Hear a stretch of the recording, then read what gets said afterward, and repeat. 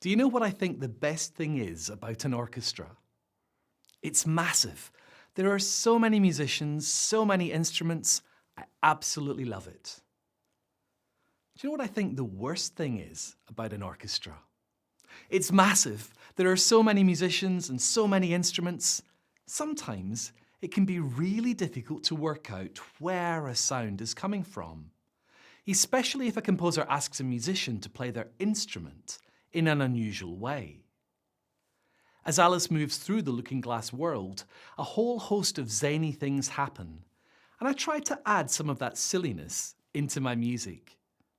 In this movement, listen closely to the sound of the timpani drums. They sit right at the back of the orchestra in the percussion section. But that means it can be a bit tricky for the audience to see exactly how they're being played. So let's take a closer look. Composers normally use the timpani to add power to their music. They don't use them all the time. Instead, they save the timps for the most important bits. There are 4 timpani drums in the orchestra. Each one is a different size, but that doesn't mean they can only play 4 notes.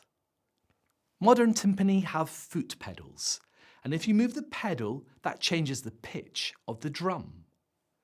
Most composers wouldn't want you to see or hear that happening, but in this next piece, that's absolutely what I want you to notice.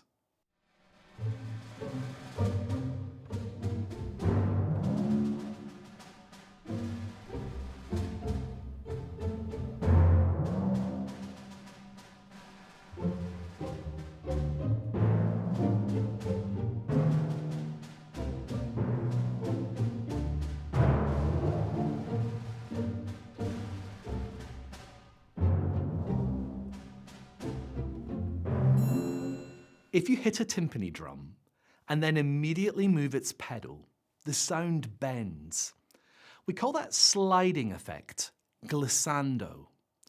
And the reason I wanted such a silly sound here is Alice is just about to sit an exam to become queen. But you won't believe the ridiculous questions she has to answer. Check it out. Have a listen to the 7th movement of Through the Looking Glass.